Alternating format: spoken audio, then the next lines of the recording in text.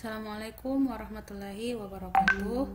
Selamat siang mahasiswa sekalian. Hari ini kita masih akan membahas materi tentang antibiotika.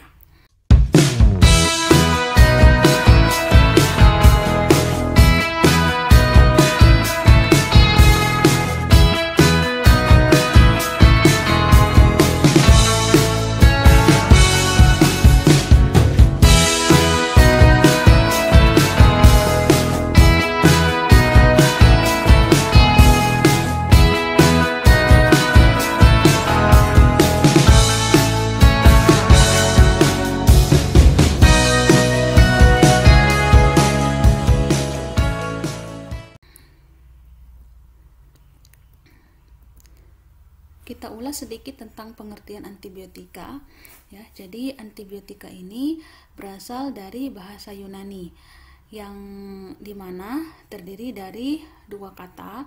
Yang pertama adalah anti yang berarti lawan dan bios yang berarti hidup. Sehingga antibiotika ini didefinisikan sebagai suatu zat kimia yang dihasilkan oleh bakteri ataukah itu jamur yang berkhasiat obat apabila digunakan dalam dosis tertentu dan berkhasiat mematikan atau menghambat pertumbuhan kuman dan toksisitasnya tidak berbahaya bagi manusia. Apa saja faktor yang perlu dipertimbangkan dalam penggunaan antibiotika? Yang pertama adalah gambaran klinis adanya infeksi yang diderita. Jadi kita harus memastikan bahwa pasien yang kemudian akan diberikan antibiotika ini ada indikasi terjadinya infeksi ya. Karena antibiotika itu sendiri adalah obat yang kemudian digunakan untuk kasus-kasus adanya infeksi. Kemudian yang kedua adalah faktor sensitivitas bakteri terhadap antibiotik ya. Jadi untuk mempertimbangkan penggunaan antibiotika yang tepat, maka kita harus melakukan uji sensitivitas bakteri terhadap berbagai macam antibiotika. Ya, jadi sebelum pasien itu diberikan antibiotika yang spesifik terhadap indikasi infeksi yang dideritanya, maka harus dilakukan pengujian sensitivitas bakteri ya yang penyebab infeksi pada pasien tadi terhadap beberapa antibiotik. Nah, nanti kemudian antibiotika yang kemudian memberikan efek terhadap penghambatan ataukah menjadikan bakteri itu mati ya, maka itulah antibiotika yang kemudian dipilih untuk pengobatan infeksi pada pasien tersebut. Kemudian juga harus memperhitungkan atau mempertimbangkan fungsi ginjal dan hati pasien ya. Jadi bagi pasien yang kemudian memiliki gangguan fungsi hati dan ginjal, maka pemberian antibiotika ini harus dilakukan secara hati-hati ya. Nah, karena antibiotika ini memiliki tingkat toksisitas pada ginjal dan hati yang tinggi ya, sehingga pada pemberian antibiotika pada pasien-pasien seperti ini yang memiliki gangguan fungsi ginjal dan hati, maka biasanya kita melakukan penyesuaian dosis. Dalam hal ini adalah menurunkan dosis yang akan diberikan kepada pasien lebih rendah dibandingkan dengan dosis terapi atau dosis lazim pada umumnya. Kemudian juga harus mempertimbangkan biaya pengobatan ya.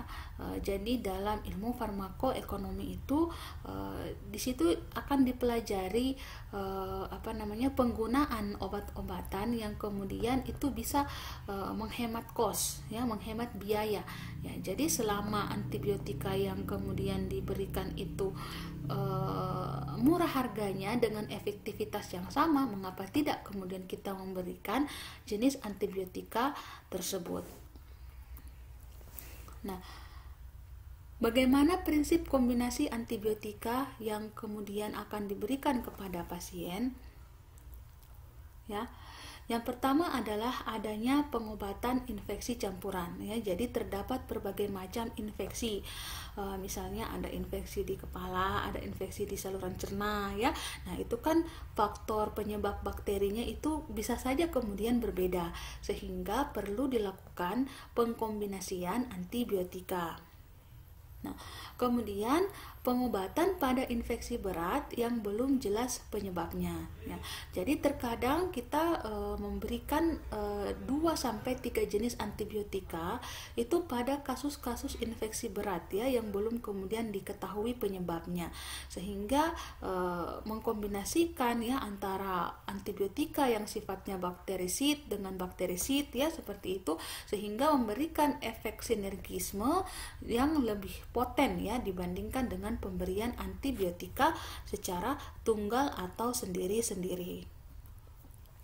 Kemudian memberikan efek sinergisme yang tadi, ya, memberikan efek sinergisme antara obat antibiotika dengan daya kerja bakterisida atau membunuh kuman dikombinasikan dengan antibiotika lain yang mempunyai daya kerja yang sama juga, yaitu bakterisida atau bisa membunuh bakteri penyebab infeksi. Kemudian antibiotika dalam pengkombinasiannya juga dimaksudkan untuk memperlambat proses terjadinya resistensi, ya, seperti pemberian amoksisilin yang dikombinasikan dengan asam klavulanat. Nah, ini bisa menghambat terjadinya proses resistensi, sehingga pemilihan kombinasi antibiotika yang seperti ini itu lebih baik digunakan dibandingkan dengan antibiotika yang digunakan secara sendiri-sendiri. Nah, adapun penggolongan antibiotika berdasarkan mekanisme kerjanya, yang pertama adalah yang bekerja sebagai zat bakterisida, yang dimana antibiotika pada jenis ini pada dosis biasa berkhasiat mematikan bakteri atau kuman. Nah, zat yang bekerja pada fase ini adalah yang pertama adalah yang bekerja pada fase tumbuh seperti penisilin dan cefalosporin. Juga pada obat polymyxin dan bacitracin dan rifampicin, asam nalidiksat dan quinolone. Yang kedua adalah antibiotika yang bekerja pada fase istirahat, ya. Jadi fase istirahat itu fase dorman pada bakteri, ya, seperti aminoglikosida, kemudian nitrofurantoin, isoniazid yang biasa disingkat dengan INH, dan cotrimoxazole. Nah, kemudian yang kedua adalah zat antibiotika yang bersifat bakteriostatik. Nah, antibiotika yang bersifat bakteriostatik ini pada dosis biasa terutama berkhasiat menghentikan pertumbuhan dan perbanyakan kuman, ya. Jadi perbedaannya adalah bakterisida itu mematikan, sedangkan bakteriostatik itu adalah menghentikan atau menghambat pertumbuhan. Contoh obat yang termasuk dalam mekanisme ini adalah sulfonamida, kloramfenikol, tetrasiklin, makrolida, dan linkomisin. Nah, kemudian penggolongan antibiotika berdasarkan luas aktivitas atau spektrum aktivitasnya. Yang pertama adalah antibiotika narrow spektrum atau biasa disebut dengan yang mempunyai aktivitas sempit, ya. Nah, obat ini hanya aktif pada beberapa jenis kuman saja, ya, seperti penisilin G dan penisilin V, serta eritromisin, clindamycin, kanamycin yang hanya bekerja terhadap kuman gram positif. Jadi aktivitas kerjanya itu hanya terbatas pada beberapa jenis kuman saja. Kemudian contoh lainnya adalah streptomycin, gentamycin, ya, polymyxin B, asam nalidiksat yang hanya bekerja khusus pada kuman-kuman atau bakteri gram negatif. Yang berikutnya adalah antibiotika broad spectrum atau yang bekerja luas atau mempunyai aktivitas yang luas. Nah, antibiotika broad spectrum ini bekerja terhadap lebih banyak kuman, baik jenis kuman atau bakteri gram positif maupun jenis bakteri gram negatif. Contohnya adalah sulfonamida, ampicillin, cephalosporin, chloramphenicol, tetracycline, dan rifampicin. Ya. Adapun mekanisme kerja dari antibiotika. Obat-obatan yang termasuk dalam golongan antibiotika dapat melakukan aktivitasnya lewat beberapa mekanisme, terutama dengan penghambatan sintesis materi terpenting dari bakteri itu. Antara lain, yang pertama adalah bekerja pada bagian dinding sel bakteri. Sintesis dinding sel bakteri ini akan diganggu oleh senyawa antibiotika, sehingga dinding menjadi kurang sempurna dan tidak tahan terhadap tekanan osmotis dari plasma, dengan menyebabkan sel itu menjadi lisis atau pecah. Sehingga sel-sel menjadi lisis, maka bakteri itu kemudian tidak dapat lagi bertahan hidup atau mati. Antibiotika dalam mekanisme kerja ini, yang bekerja dengan mekanisme kerja ini adalah kelompok penisilin dan cephalosporin. Kemudian yang kedua, antibiotika yang bekerja pada daerah membran sel, di mana molekul lipoprotein dari membran plasma di dalam dinding sel ini akan diganggu atau dikacaukan sintesisnya hingga menjadi lebih permeabel, ya, sehingga menyebabkan zat-zat penting dari isi sel ini dapat merembes keluar. Nah, sehingga menyebabkan kematian pada sel, ya, karena zat-zat penting dari isi selnya itu sudah tidak ada lagi, sehingga semua proses metabolisme sel itu atau proses-proses penting dalam sel itu kemudian tidak dapat terjadi. Nah, contoh antibiotika yang termasuk dalam mekanisme kerja ini adalah polipeptida dan polien seperti nystatin, amphotericin, dan imidazol. Contohnya adalah miconazole dan ketoconazole. Kemudian yang bekerja pada protein sel, ya. Nah, antibiotika yang bekerja pada protein sel ini, mekanisme kerjanya adalah mengganggu sintesis dari protein sel. Nah, sehingga jika protein sel itu terganggu sintesisnya, maka proses-proses penting dalam bakteri atau tubuh bakteri itu tidak akan terjadi, sehingga menyebabkan bakteri itu bisa mati. Nah, misalnya chloramphenicol, kemudian tetracycline, ya. Golongan lainnya adalah aminoglikosida dan makrolida. Kemudian mekanisme kerja berikutnya adalah yang bekerja pada asam-asam inti, yaitu DNA dan RNA.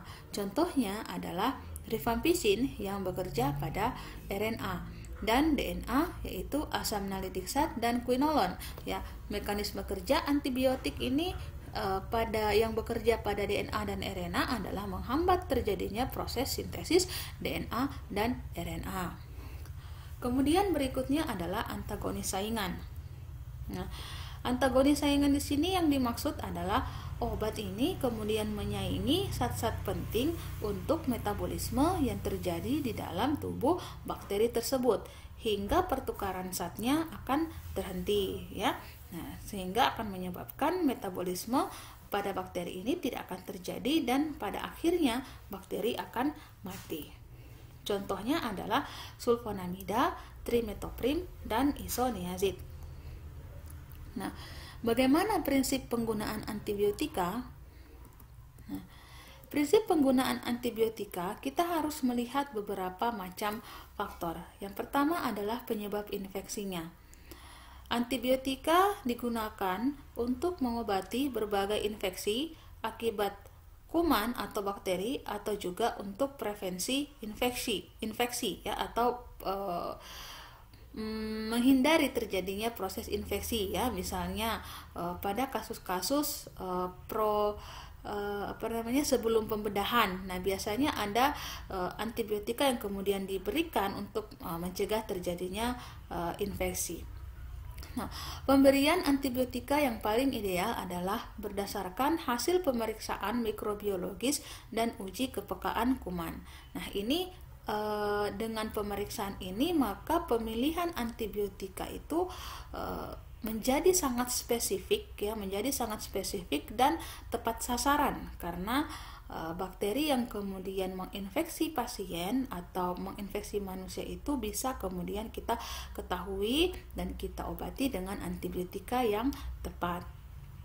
Kemudian dari faktor pasiennya ya, terjadinya insufisiensi atau gangguan fungsi ginjal ya, fungsi hati, kemudian ada riwayat alergi terhadap antibiotika, kemudian daya tahan infeksi ya, ini terkait dengan imunologis dari pasien tersebut, kemudian daya tahan terhadap obat, beratnya infeksi, usia pasien, serta pada wanita hamil atau wanita yang menyusui. Nah, adapun klasifikasi dari antibakteri atau antibiotika, yang pertama adalah golongan penisilin, contohnya benzilpenisilin, fenoksimetilpenisilin, ampicillin, dan amoxicillin. Golongan berikutnya adalah cefalosporin dan antibiotika beta-laktam lainnya. Contohnya adalah cefadroxil, cefaclor, dan cefotaxim. Golongan lainnya adalah tetrasiklin, aminoglikosida, di dalamnya termasuk streptomycin, gentamicin, dan neomycin. Kemudian golongan makrolida, di dalamnya adalah eritromycin dan lincomycin. Kemudian terdapat golongan quinolon, contohnya adalah ciprofloxacin dan ofloxacin. Kemudian sulfonamida dan trimetoprim, contohnya adalah suldox dan cotrimoxazole, serta golongan antibiotika lainnya. Nah, bagaimana asumsi dasar pemakaian antibiotika? Nah, sifat toksisitas selektif ya, membunuh mikroorganisme yang menginvasi host tanpa merusak sel host ya. Jadi antibiotika yang baik itu adalah dia hanya spesifik dalam membunuh mikroorganisme tanpa memberikan gangguan pada sel host atau sel normal manusia. Seperti itu ya. Jadi memiliki tingkat atau sifat toksisitas yang selektif. Ini adalah antibiotika yang baik. Nah, toksisitas antibiotika lebih bersifat relatif ya daripada dia bersifat absolut, sehingga perlu dilakukan kontrol konsentrasi obat secara hati-hati sehingga dapat ditoleransi oleh tubuh ya. Jadi jenis antibiotika ini karena dia memiliki toksisitas yang kemudian bisa dikatakan tinggi, sehingga harus kemudian senantiasa dilakukan pengontrolan kadar konsentrasi serum antibiotika yang kemudian dari situ kemudian kita bisa melihat ya apakah dosis antibiotika yang diberikan ini masih aman bagi pasien tersebut. Nah, apa pertimbangan dasar atau bagaimana pertimbangan yang ideal ya dalam hal seleksi obat antimikroba, atau ketika kita mau melakukan terapi antibiotika antimikroba, apa pertimbangan idealnya yang kemudian kita harus pikirkan? Yang pertama adalah identifikasi dan sensitivitas organisme ya. Jadi mengidentifikasi organisme apa yang menginfeksi pasien tersebut. Kemudian kita melakukan sensitivitas antibiotika terhadap organisme atau mikroba yang menginfeksi ya, sehingga kita bisa memilih antibiotika yang tepat ya terhadap jenis bakteri yang menginfeksi. Kemudian pada tempat infeksinya, ya, jadi tempat infeksi. Berikutnya adalah status pasien, yaitu umurnya, ya, kemudian berat badannya, keadaan patologisnya, apakah pasien itu adalah wanita hamil dan menyusui, ya. Jadi kita harus mempertimbangkan hal-hal seperti ini dalam pemilihan terapi antibiotika, ya, untuk faktor-faktor umur, ya, untuk anak balita dan lansia ini tentunya kemudian berbeda hal dalam pemberian dosisnya, ya. Juga pemberian antibiotikanya ada yang kemudian anak balita itu tidak boleh diberikan antibiotika jenis A, tapi bisa diberikan antibiotika jenis B. Kemudian tingkat keamanan antibiotika, ya. Dan berikutnya adalah faktor biaya.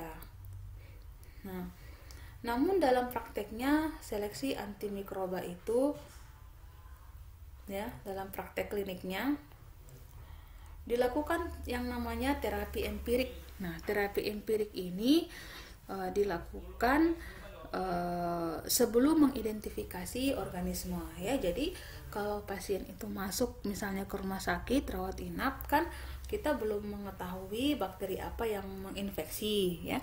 Jadi kita lakukan yang namanya terapi empirik. Jadi pada saat ini, pada kasus seperti itu, maka pemberian antibiotika yang diberikan adalah antibiotika yang bekerja, yang daya kerjanya itu adalah, atau spektrum kerjanya adalah yang berspektrum luas. Nah, terapi empirik ini itu berdasarkan dari bukti-bukti ilmiah dan pengalaman, ya, dengan mempertimbangkan yang pertama, memilih antibiotika yang sifatnya itu yang membunuh kuman, ya, yang bersifat bakterisida, ya, seperti obat-obat golongan penisilin dan sefalosporin. Kemudian mempertimbangkan antibiotika yang mempunyai daya penetrasi yang baik, ya, daya penetrasi yang baik yang dalam jaringan tubuh dan juga pada sistem saraf pusat. Kemudian yang ketiga adalah memilih obat antibiotika dengan frekuensi pemberian yang rendah, ya, artinya tidak memberikan antibiotika dengan frekuensi pemakaiannya yang tinggi, misalnya 4 kali sehari atau 3 kali sehari, ya, tapi cukup memberikan yang 1 kali sehari atau 2 kali sehari saja. Kemudian mengutamakan obat dengan pengikatan protein yang rendah, ya. Jadi seperti dibahas pada materi farmakokinetika, ya, pada tahap distribusi, bahwa obat yang masuk ke dalam tubuh itu pada saat dia masuk pada proses distribusi, maka obat itu akan terikat pada protein-protein tubuh, ya, protein-protein dalam darah. Nah, sehingga menyebabkan obat dalam bentuk bebas itu menjadi tinggi, ya. Jika obat itu terikat pada protein plasma tinggi, maka dalam bentuk bebasnya juga akan menjadi rendah. Nah, maka dipilihlah obat dengan pengikatan protein rendah, sehingga dalam efektivitasnya itu memberikan efektivitas yang maksimum, ya. Karena kalau pengikatan proteinnya tinggi, maka obat dalam bentuk bebasnya itu juga rendah, maka akan menghasilkan efektivitas yang rendah. Kemudian tidak merutinkan penggunaan antibiotik mutakhir, ya, misalnya sefalosporin generasi ketiga, agar terjamin ketersediaan antibiotika yang lebih efektif bila dijumpai adanya kasus resistensi, ya. Jadi dalam pemilihan obat antibiotika diusahakan seminimal mungkin itu adalah memilih antibiotika yang mempunyai efikasi yang rendah, atau yang paling antibiotika yang sudah lama ditemukan seperti itu. Tidak menggunakan langsung tembak sefalosporin generasi ketiga seperti cefixim, ya. Jadi mulailah dulu dari amoxicillin misalnya, dari ampicillin, ya. Kemudian nanti secara bertahap itu kemudian nanti bisa ditingkatkan. Nah, apalagi kalau sudah mendapatkan data real bakteri yang menginfeksi, maka kita bisa langsung memberikan antibiotika yang lebih spesifik lagi, yang yang lebih tepat lagi ya, sesuai dengan jenis kuman atau jenis bakteri yang menginfeksi. Nah, seleksi obat antimikroba atau pemberian antibiotika ini akan memperhatikan hal-hal sebagai berikut ya. Yang pertama adalah dosis. Nah, kadar obat di tempat infeksi harus melampaui minimum inhibitory concentration kuman ya. Artinya apa? Kadar obat yang kemudian sampai kepada organ target atau yang bagian terinfeksi itu, dia harus nilainya berada di atas konsentrasi minimum penghambatan kuman ya. Karena kalau dia berada di bawah nilai MIC ini, maka sama saja bahwa tidak akan memberikan efek. Nah, untuk mencapai kadar puncak obat dalam darah, kalau perlu dilakukan dengan loading dose ya, atau dosis ganda, dan dimulai dengan injeksi kemudian diteruskan dengan obat oral. Nah, ini akan menjaga dosis yang ada pada darah itu akan maintenance dosisnya itu akan tetap terjaga ya, seperti itu, sehingga kadar obat itu kemudian tidak akan turun di bawah nilai MIC. Kemudian yang perlu diperhatikan lagi adalah frekuensi pemberian. Nah, ini frekuensi pemberian tergantung dari waktu paruhnya ya. Nah, jadi kalau obat antibiotika itu waktu paruhnya pendek, maka secara otomatis juga frekuensi pemberiannya juga akan sering ya. Jadi misalnya waktu paruhnya itu 6 jam ya, berarti secara otomatis kita akan memberikannya sebanyak 4 kali pemberian ya. Nah, kemudian berikutnya adalah lama terapi. Nah, lama terapi ini pada kasus-kasus infeksi itu harusnya cukup panjang ya, untuk menjamin semua kuman itu telah mati dan menghindari adanya kekambuhan infeksi. Nah, lazimnya terapi itu kemudian diteruskan 2-3 hari, bahkan 4-5 hari setelah gejala penyakit itu lenyap. Nah, bagaimana mengkombinasikan obat-obat antibiotika atau antimikroba ya? Jadi pemberian antibiotika tunggal itu lebih dianjurkan untuk yang pertama adalah organisme penyebab infeksi spesifik ya. Jadi yang spesifik misalnya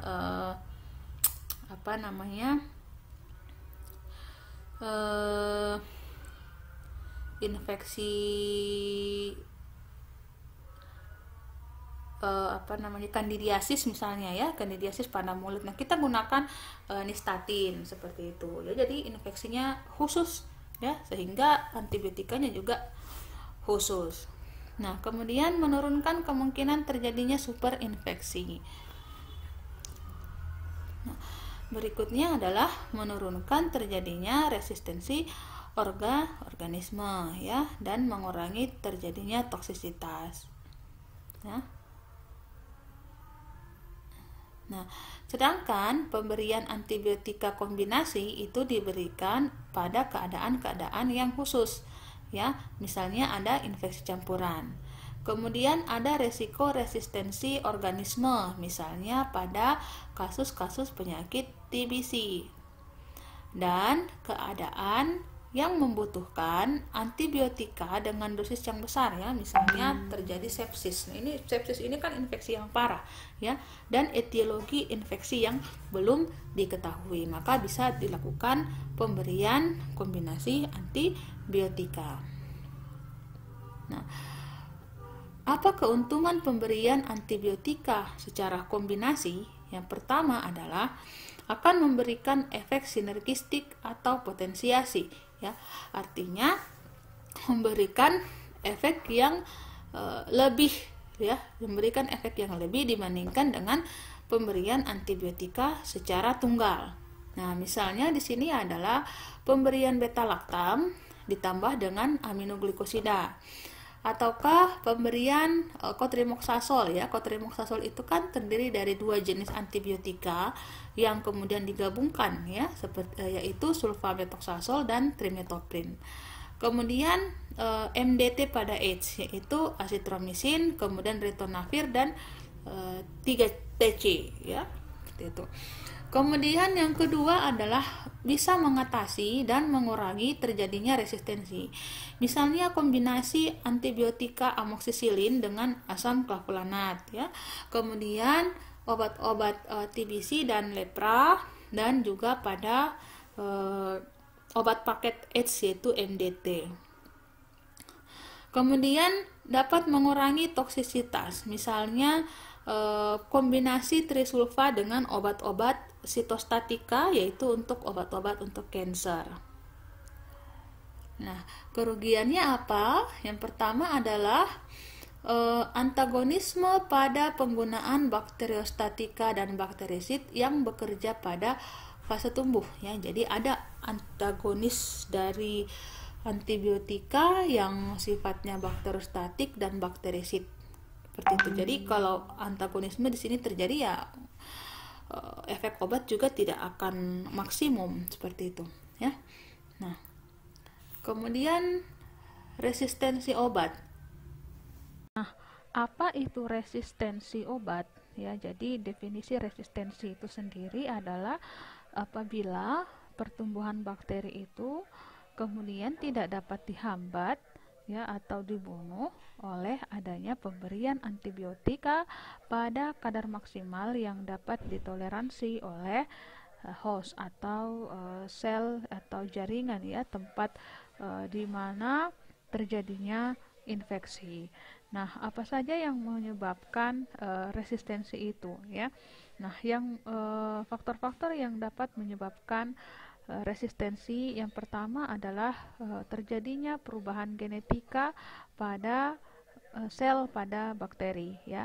Dengan adanya perubahan genetika pada bakteri ini sebenarnya ini akan berkaitan dengan terjadinya mutasi spontan DNA pada bakteri ya. Jadi awalnya antibiotika yang kemudian dapat bekerja membunuh bakteri dengan susunan genetika tertentu pada bakteri tersebut mati, tapi karena adanya perubahan genetik dan mutasi spontan DNA pada bakteri sehingga menyebabkan antibiotika itu menjadi tidak efektif lagi.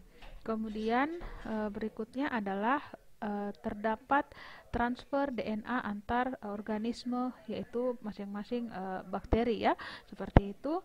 Nah, transfer DNA ini bisa terjadi dengan adanya proses konjugasi, kemudian transduksi dan transformasi. Nah, yang bagaimana sih yang dikatakan sebagai transfer DNA antar organisme ini? Jadi maksudnya di sini adalah jika satu bakteri yang kemudian sudah resisten, ini kemudian bisa mentransfer DNA yang resisten tadi ke bakteri-bakteri yang lain sehingga menyebabkan bakteri-bakteri yang lain itu juga kemudian bisa menjadi resisten seperti itu. Jadi alhasil semua bakteri yang sudah ada dalam tubuh kita yang menginfeksi kita menjadi resisten terhadap antibiotika apapun yang kemudian diberikan ya. Kemudian berikutnya adalah terjadinya induksi antibiotika.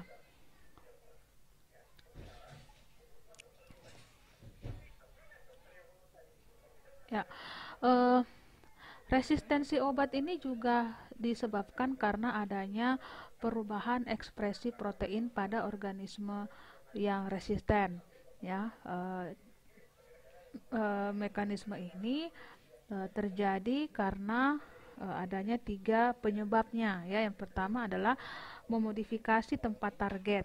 Nah, modifikasi tempat target ini dilakukan oleh bakteri itu sendiri ya, di mana bakteri ini kita misalkan dengan lubang kunci dan antibiotikanya ini kita misalkan dengan kunci itu sendiri. Nah, yang awalnya di mana antibiotika itu kemudian bisa membunuh bakteri ya dengan target yang tepat ya, pada tempat sisi target dari antibiotika pada bakteri tersebut itu bisa membunuh, tapi karena bakteri itu kemudian melakukan modifikasi tempat targetnya, akhirnya antibiotika itu kemudian tidak dapat efektif membunuh bakteri tersebut. Nah, sama dengan kalau kita melakukan perubahan pada misalnya pada lubang kunci pintu ya. Nah, dengan menggunakan kunci yang sama di awal, tapi karena sudah dilakukan perubahan susunan yang lubang kuncinya itu, maka secara otomatis kunci tersebut kemudian tidak dapat lagi digunakan untuk membuka atau mengunci pintu. Nah, ini sama dengan logikanya antara bakteri dengan antibiotika ya, di mana bakteri ini dapat melakukan modifikasi tempat target. Kemudian yang kedua adalah bakteri ini kemudian akan menurunkan daya penetrasi obat ya. Ini disebabkan karena adanya lapisan polisakarida dan adanya sistem efflux ya. Jadi kalau daya penetrasi obat itu kemudian diturunkan, akhirnya apa? Akhirnya obat itu kemudian tidak dapat mencapai tempat target dari yang ada di bakteri tersebut ya. Nah, kalau tidak bisa mencapai tempat targetnya, secara otomatis kan antibiotikanya tidak akan efektif untuk melakukan penghambatan atau pembunuhan terhadap bakteri tersebut. Kemudian yang ketiga adalah bakteri ini akan menghasilkan suatu senyawa yang kemudian bisa menginaktivasi kerja dari obat-obat antibiotika. Nah, misalnya ini adalah dihasilkan enzim ya. Nah, contoh kasus pada golongan-golongan beta laktam ya, resistensi terhadap golongan-golongan beta laktam, yaitu penisilin dan golongan cefalosporin, itu bakteri ya bisa menghasilkan enzim penisilinase. Nah, di mana enzim penisilinase ini kemudian bisa menghancurkan cincin beta laktam yang ada pada struktur inti dari obat-obatan yang tergolong dalam golongan obat antibiotika beta laktam. Ya, jadi golongan obat antibiotika beta laktam itu kenapa kemudian dikatakan beta laktam juga, karena disebabkan karena mereka mempunyai cincin beta laktam pada struktur kimianya. Nah, inilah yang kemudian dihancurkan oleh enzim penisilinase tadi ya. Nah, sehingga apa? Jika cincin beta laktam itu kemudian dihancurkan atau dihidrolisis ya, dalam hal ini dihidrolisis, diputuskan ikatannya, nah maka struktur kimia dari obat itu kan kemudian akan rusak ya. Nah, struktur kimia yang kemudian sudah berubah itu akan mengakibatkan efektivitas dari antibiotika golongan beta laktam itu menjadi hilang ya, sehingga tidak lagi kemudian bisa berefek pada bakteri. Nah, ada yang disebut dengan antibiotika profilaksis. Nah, apa sih antibiotika profilaksis ini? Nah, antibiotika profilaksis ini merupakan antibiotika yang diberikan ya untuk pencegahan infeksi ya, bukan untuk pengobatan infeksi ya. Jadi untuk pencegahan tetapi bukan untuk pengobatan ya. Biasanya ini untuk pasien-pasien yang kemudian mengalami mau ditindak operasi ya. Biasanya kita memberikan antibiotik itu pre-operasi ya, pre-operation, itu sebelum dilakukan tindakan operasi, kemudian diberikan dulu antibiotik profilaksisnya ya, karena tidak memungkinkan bahwa selama proses operasi itu karena rentan terhadap terjadinya infeksi. Nah, lama pemberian antibiotika profilaksis ini ditentukan oleh lamanya risiko infeksi ya. Jadi semakin lama risiko infeksi, maka semakin lama juga antibiotika profilaksis ini diberikan. Nah, tapi kerugian dari antibiotika profilaktik ini bisa menimbulkan resistensi bakteri ya, dan terjadinya superinfeksi ya, karena tadi antibiotika profilaksis ini hanya digunakan untuk pencegahan tetapi bukan untuk pengobatan. Jadi kita tidak tahu ini bakteri apa yang kemudian akan menginfeksi ya, sehingga kemungkinan terjadinya memang resistensi bakteri itu bisa terjadi ya, juga kejadian superinfeksi. Nah, kemudian apa saja sih komplikasi terapi antibiotika? Ya, komplikasi terapi antibiotika ini meliputi 3 hal. Yang pertama adalah terjadinya hipersensitivitas, ya, di mana hipersensitivitas ini ditandai dengan adanya reaksi alergi ringan atau gatal-gatal, ya, hingga terjadinya shock anafilaktik. Nah, ini biasanya pada pemberian antibiotika golongan penisilin. Nah, hipersensitivitas ini memang kadang terjadi. Kemudian yang kedua adalah terjadinya toksisitas langsung. Misalnya pada pemberian obat-obat golongan aminoglikosida seperti streptomisin ya, gentamisin. Nah, ini merupakan obat-obat yang mempunyai efek toksik berupa ototoksisitas. Yang berikutnya adalah terjadinya superinfeksi. Nah, superinfeksi di sini maksudnya adalah pemberian antibiotika yang memiliki daya kerja luas atau spektrum luas, ya, ataukah pemberian antibiotika kombinasi ini akan menyebabkan perubahan flora normal tubuh, ya. Jadi flora normal tubuh itu adalah bakteri atau jamur ataukah mikroorganisme yang memang terdapat normal di dalam tubuh. Ya, jadi akan menyebabkan perubahan flora normal tubuh sehingga pertumbuhan organisme lain seperti jamur menjadi berlebihan dan terjadi resistensi bakteri ya. Nah, jika organisme lain ini tumbuh berlebihan, maka akan terjadi infeksi yang lebih parah dibandingkan dengan infeksi sebelumnya. Nah, pada terapi antibiotika bisa saja kemudian terdapat atau terjadi kegagalan terapi. Nah, ini disebabkan karena yang pertama, memberikan terapi antibiotika itu tidak sesuai dengan etiologi infeksi. Ya, artinya apa? Pada kasus-kasus penyakit seperti kanker dan orang yang demam, itu kan biasanya tidak disebabkan karena adanya infeksi, ya. Ada juga yang demam itu tidak disebabkan karena adanya infeksi, tetapi diberikan antibiotika ya tidak sesuai dengan indikasi. Kemudian yang kedua adalah obat tidak berpenetrasi ke tempat infeksi. Nah, ini bisa saja disebabkan karena kemungkinan cara pemberian yang salah, ataukah bisa juga karena akibat bakterinya sudah resisten ya, yang tadi sistem proses efflux itu terjadi sehingga menyebabkan obat itu tidak sampai ke tempat sasarannya pada bakteri tersebut sehingga bakterinya tidak mati. Nah, maka terapi antibiotika di sini dikatakan gagal. Kemudian yang ketiga adalah lama terapi yang tidak cukup ya. Jadi terkadang itu pasien juga ngotot ya. Kita sudah memberitahukan bahwa obat antibiotika ini harus diminum paling sedikit itu 3 atau 4 hari. Ya, ini untuk menjamin bahwa bakteri itu sudah betul-betul mati ya.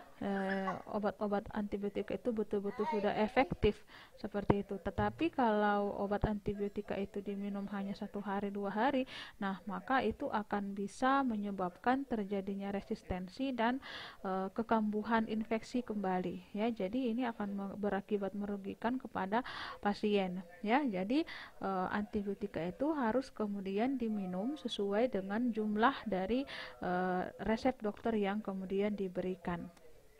Kemudian yang keempat adalah pengaruh karena dosis terlalu rendah.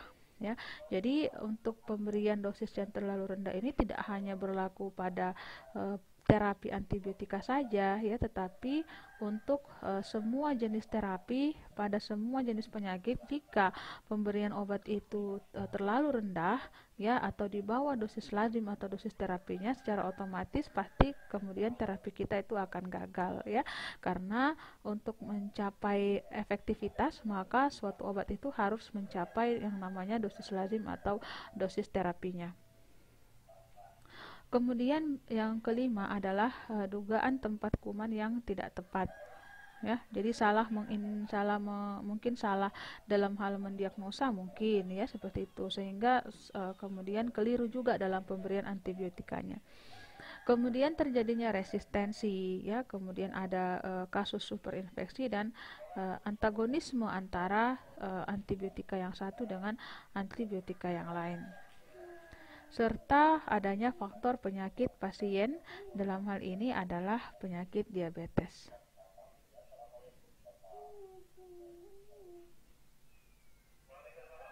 Nah, kemudian toksisitas antibiotika ini contoh obatnya ya sesuai dengan tingkat toksisitas yang disebabkan. Yang pertama adalah hipersensitivitas, ini akan menyebabkan terjadinya rash, urtikaria dan anafilaksis. Kemudian sensitivitas silang, ini akan mengakibatkan contohnya itu disebabkan karena cefalosporin dan pemberian penisilin. Kemudian ototoksisitas ini bisa diakibatkan karena pemberian aminoglikosida ya, contohnya itu streptomisin, gentamisin dan eritromisin. Kemudian untuk kasus nefrotoksisitas atau bersifat toksik pada ginjal itu disebabkan karena pemberian obat-obatan aminoglikosida dan amphoterisin. Dan bersifat toksik pada hati ya, atau biasa disebut dengan hepatotoksisitas, itu contoh obatnya adalah flucloxacillin ya, kemudian golongan obat makrolida, tetrasiklin, sulfonamida dan ketokonazol ya. Kemudian monitoring pasien pada pasien yang diterapi dengan antibiotika, ini harus dilakukan resolusi tanda gejala infeksi ya. Jadi selama masa terapi itu kita harus memonitoring apakah gejala infeksinya ini sudah mereda atau belum ya. Nah, kalau misalnya sudah mereda ya berarti terapi kita itu sudah sukses dan kita tidak perlu menambahkan antibiotika lagi ya. Tetapi kalau masih berkelanjutan maka kita harus mendiskusikan dengan dokter yang kemudian harus mendiagnosa kembali ya gejala infeksinya seperti apa dan memutuskan antibiotika apa yang kemudian akan diberikan selanjutnya. Kemudian melakukan monitoring efek samping obat dan toksisitas ya. Jadi untuk semua terapi dengan obat-obatan itu harus dilakukan monitoring efek samping ya, apakah muncul efek samping yang tidak diinginkan ya. Jika muncul efek samping yang tidak diinginkan maka kita bisa memberikan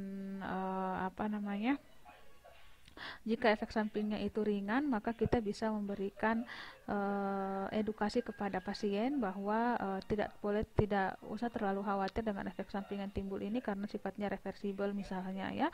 Ataukah jika muncul efek samping yang parah maka mau tidak mau kita harus mengganti obat dengan indikasi yang sama seperti itu.